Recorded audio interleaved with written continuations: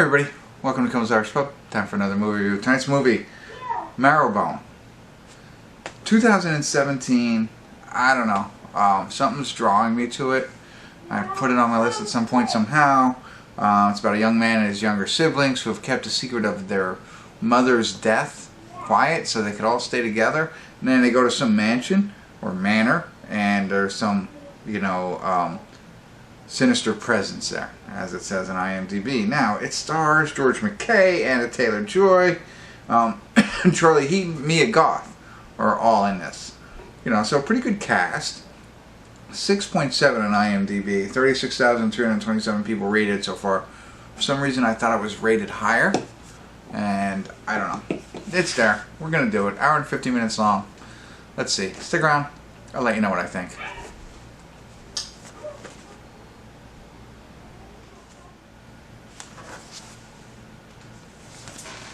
Hey everybody, we're at the credits of Marrowbone, and now I know why it was on my list.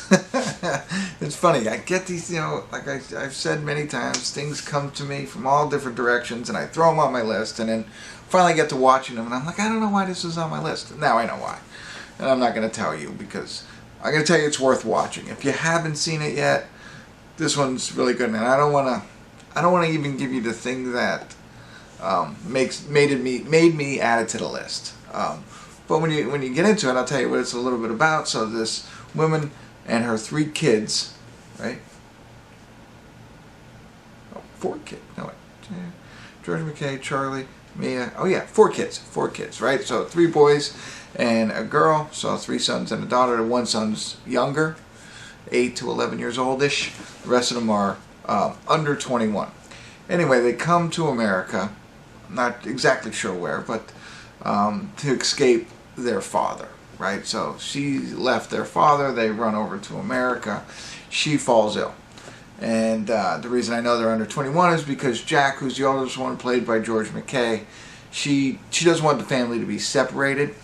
So she says to him, and this is all in the beginning, so I'm not spoiling it for you, it's just clarifying the plot. And it does say this in IMDb. She's gonna die, and she says, bury me in the garden and don't tell, and hide until, stay out of sight until you turn 21.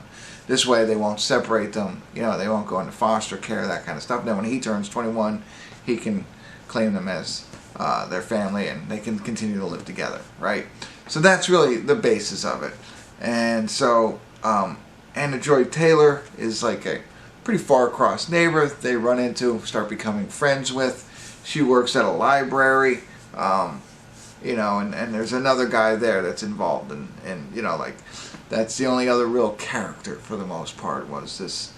I think he works for the bank, but whatever, and he has a crush on Anya Taylor. She kind of likes George MacKay, so you can kind of see that. But the whole plot of the movie is them trying to stay hidden so that he can ultimately become their guardian and stay hidden from their father. So that's the plot line, right?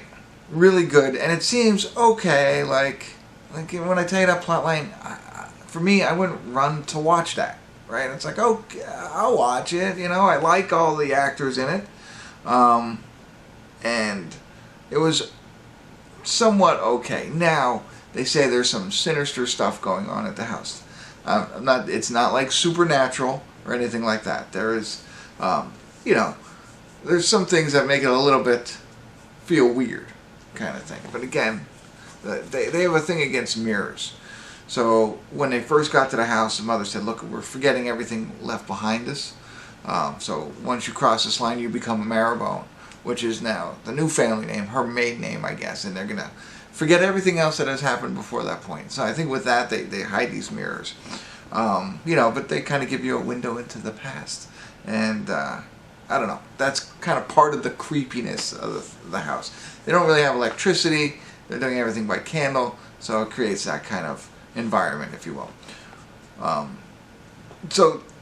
that's really what it is for an hour and 20 minutes. That exactly. I mean, there's a little bit more detail that I'm not going to tell you because I don't know how to do it without doing it. So, and then it starts to unwind a little bit more, so we start to find out a little bit more. And that's when And it's like, okay, now we're getting somewhere. So I'd say the first hour and 20 minutes, interesting, but not gripping for me. I really wasn't sure what to expect, so I'm going to leave it like that for you.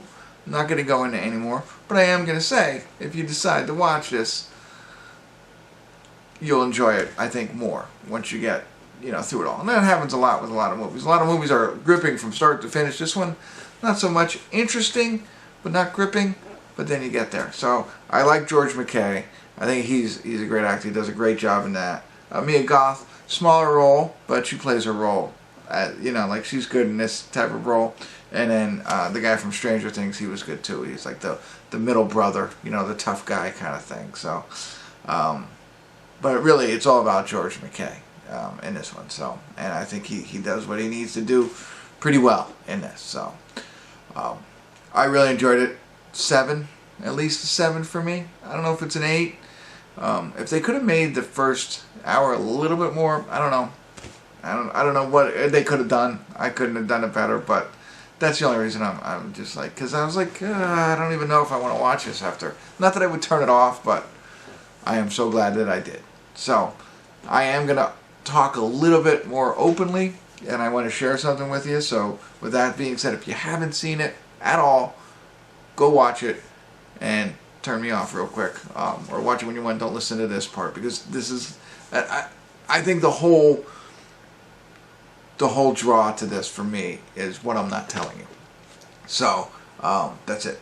So spoiler alert, spoiler alert, spoiler alert. I'm not going to ruin the ending, but so all of it was great. There was, there's some little pieces that, the bricking of the wall, like how did that happen? Like when somebody, charged, whatever. So that's a little questionable for you. Like I said, I'm not going to spoil anything, but I am going to ask some questions. And then I will say this. So this is at the end, the dramatic climax, if you will, in the attic, right? Final piece there, not the final scene, because it continues after that. That piece, I really thought the whole time it was Jack. The whole time. And like after the shot goes off, I thought they were going to fade it back. I don't know. Focus out. I can't even, whatever. And he's going to be the one shot. You know what I mean? Like it was all him. I thought that's where they were going to go with it. I really didn't think it was going to be the dad.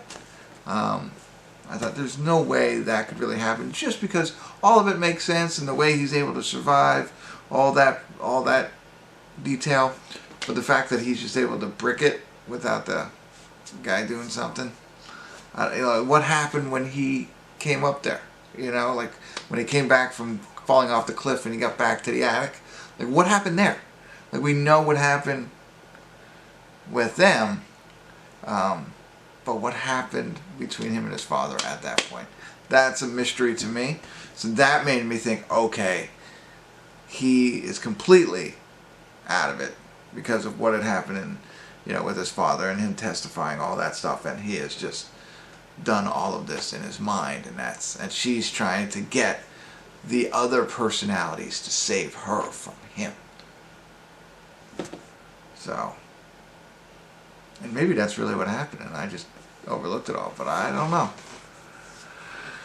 I don't know. There you go. That's what I got. That could have happened, and they just, I don't know, made you believe otherwise. But that's what I think that they could have done. But anyway, there you go. That's it. I wanted to share that with somebody because everybody left, and I'm here all alone. All right, that's it. Hopefully that was helpful. Thanks for tuning in. Kimmel's Irish Pub.